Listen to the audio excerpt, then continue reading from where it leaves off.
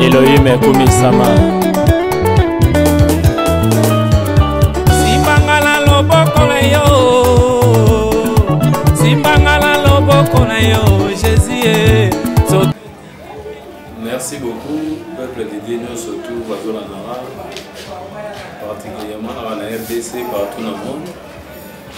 Comme on a fait Joël mon père, on a mis à Kinshasa, on a mis la famille, côté papa, Moulele et maman mon père. Et comme il y a mon père, ils ont dit bon comment parce que mon père est un grand star dans le monde. Avec mes sœurs, mon nez, na mboka na biso awa oyo asali makambo minene na banzi beaucoup bayebi et ayebaki na kombo mopero mais kombo na mopero ezalaka kombo ya famille parce que bato mingi jusqu'à présent bacomprendre eza kombo eza sobriquet eza kombo ya famille et son vrai nom c'est Ferdinand mais kombo na ye pene ezalaki Ferdinand mopero soki kombo wana ya Ferdinand eyokanaka te parce que baépoque wana ntango asalaka album na année 1974 wana ezalaka époque ya retour à l'authenticité na période ya Mobutu wana ba période wana ba kombo mingi ba prénom mingi bana pena koyebana te yango mona mingi kombo ya mopeo mudedimaka ba pimba kanisa ezala kombo sobriquet non eza kombo bena ya famille eza bena kombo ya famille na biso yango wana ozomona kombo na mopeo parce que ba pimba se posa ba question na batuna ma par ci par là yango ayebi te ki kombo na mopeo eza kombo ya famille na biso. Merci beaucoup pour la question. Album Mosungi Malamu, titre Mosungi Malamu. Et titre vraiment assez inspiré ça fait longtemps. Parce que notre pasteur, ou un père spirituel, a en vie suscité, ça pour faire depuis 2008, le pasteur mon père. Et na s'inspiré quand on disait les jours où on a l'enterrement. Les jours où on a l'enterrement, tant que nous avons s'inspiré quand on disait on n'a pas de questions à dire. Moko na biso ko azalaki entre nous ko to bande ko solo na ye na ba réunion azote ya biso et le retour witi na cimetière tozo nga ya tika li biso zo kende na nzela ta nazo nga na s'inspiraka et ta on a ça ko raisonnement na oki molimo mo ebisinga non ami fidèle eza Yesu Kristo quelque soit ta biso tozo ngeza na mutu moko ko azazo kengele o azana ensemble o atika ka mutu même pendant la mort. Bien aimé, moi si na aza ami fidélité Moninga n'a pas ami fidélité. Yaya n'a pas ami fidélité. Papa Aboti a ami fidélité. Vrai ami fidélité Jésus-Christ. Camarade n'a pas ami fidélité. Pourquoi? Parce que nous sommes beaucoup à bouler à Canaï Boulata. On a bien mis comme on a mis au hôpital au Salta un mois par mois. Peut-être que les bandes la balai où il y a souvent. Mais ce qu'on a commis au Kenya un mois 2 mois on a commis parce que ça a monté. Donc ça a ami fidélité. Vrai ami fidèle c'est Jésus-Christ. Parce que Arosana pendant temps aux andouts de ma casse, dans aux la même pendant la mort. L'album nous a composé 8 titres. Donc le titre est par exemple Mosungi Malamu. Deuxième chanson Ezali Bamona Bikamwa. Et puis Yesu Azanzambe, Nzeta Malili, Travaillons, l'œuvre du Seigneur, jour et nuit.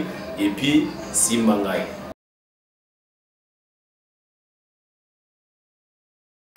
Oui, nakati ya nzembo wana Nzeta Malili na pesa message moko ekimelo ya solo parce que omoni na vie ya mutu nyoso tuninga sana akutana na problème mais vrai refuge ya mutu za Nzambe parce que mutu ko sunga yo mutu ko pesa mutu ko sala bolamba mais toujours azana ba limite mais si ka malamu o mutu ko zo ale si ka malamu o mutu ko se retrouver en paix ça na c'est Nzete et Nzete wana c'est Jésus-Christ. On a dit que Nzeta Malili, si on a qui me siga qui n'a pas payé là. Mais qui question a coûté n'a pas problème, qui question a coûté n'a pas coût. Tant on a joué dans ça Nzeta n'a pas dit, on a joué repo, on a joué yo comme le Banzambe, mais si qu'on a payé là bas. Donc, montant vous quand Nzeta n'a pas déjà pour s'inspirer bien Nzeta yo comme on venait dans moulay, de comprendre. Donc on a quatre chansons là, Nathalie c'est que Yesu Messie a équimé et si quand on t'a payé ma si on t'a revu à repo. Quel que soit le niveau problème mais ça dans les seules places où on va repos. Au bout de vendre na kimia, ils appellent na sina Nzete, Nzeta Malili wana c'est Jésus-Christ.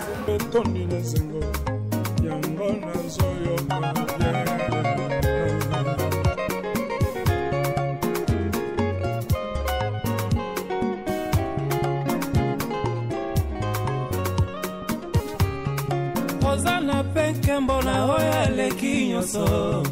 tika ngai na tatola misalano ya minene likolo mpe mokili esimbami na loboko na yo omisama na yo netolama na yo.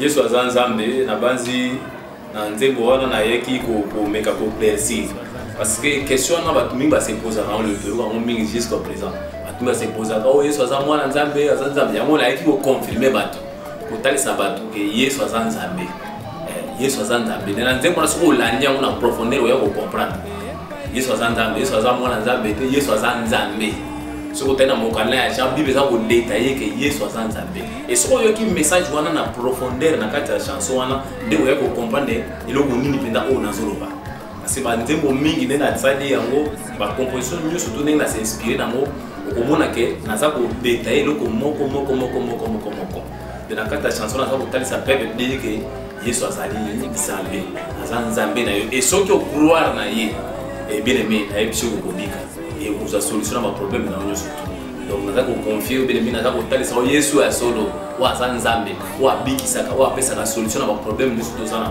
bien aimé yoka nzembo wana na fond de ko comprendre le ko nina za uba na kata chanson.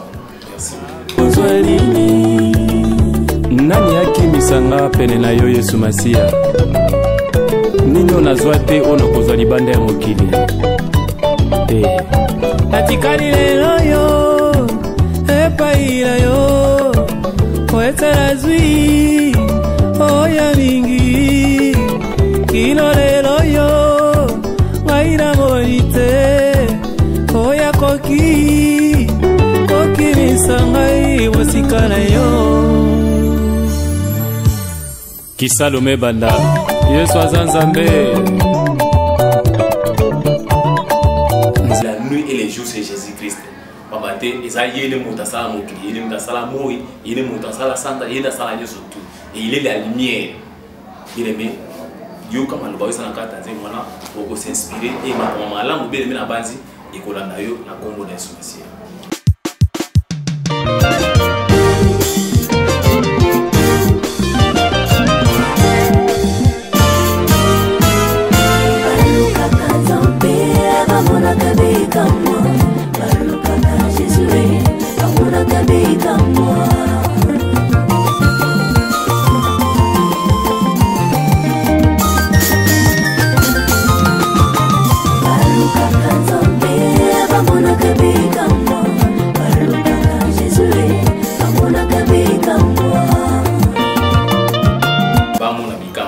Voilà, na kata nzembo wana na s'inspirer qui na nzembo wana pourquoi? Parce que na modi ba dembele surtout les miracles les on dirait comme on dirait et ça c'est une valeur tending ça va car. Les bateaux comment on dirait miracle comme on dirait comme aventure. Les bateaux comment on dirait miracle ça les sous-souter miracle comme na bon. On dirait donc comment il y a un monde à aussi peuple dire que non. Bien aimé, bikama jusqu'à présent et ça pour ça. Jésus a changé. La Bible dit qu'il est le même hier, aujourd'hui et éternellement. A changé de bien aimé. L'obiko ezali. Et il y a pas que ceux qui va miracle à côté comme il y a un quoi cible que va miracle à solo ezali. Moto oya kutani na Yesu Christ. Oya kutani pena musali nzambo ya solo bien aimé miracle à solo ezali. Et là où il y a les faux, il y a aussi les vrais. Au cas certains ceux qui le va miracle à côté comme il y a no va miracle non bien aimé. Va miracle ya solo ezali. Ya monde na nzembo na ba mona bikamo de ba luka kanzambe. Soko zo luka nzambe ko dai ki bezo ba nini. Chercher l'éternel pendant qu'il se trouve.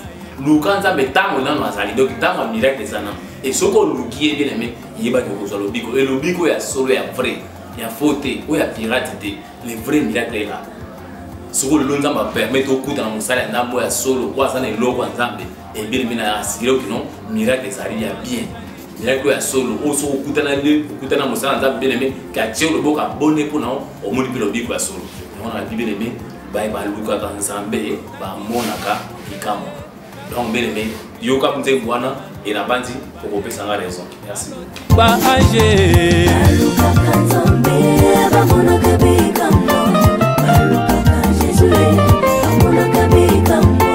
Sembola lo boko na bomo ya bana to vivre barema to mona miracle. Oui bien aimé ba luka ka Yesu bien aimé ba mona ka lo boko na eza makamba solo obela malade solution ezali te yaka epai na Rafael lobiko eza ya ofele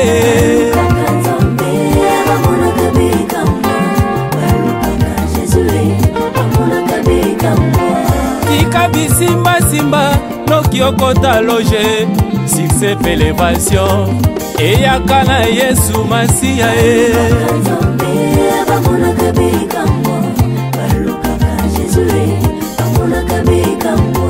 Zambe ya bantama Zambe ya basakoli kitisa lefaya bon nakoki koloba à part butali boso vraiment o azali hotel o lelo tindinga musala o esalami lelo ekomati na niveau oyo c'est la porte de Toko Seke on a pesi mbote na mama bouger de sika bazana niveau Suisse on a nzela na bango nde musala o ne omoni et comité na suka na ndenge salami rapport na bango surtout matériellement financièrement et puis spirituellement na ba conseil na bango nde musala o esalami et puis bande mosusu pe bazali o ba soutenir yango même na mosika papa Dani normalement papa Deozinga papa Nono ba soutenir musala oyo vraiment spirituellement moralement et puis physiquement vraiment nzama pambola bango mingi et puis na kata album oyo to yemina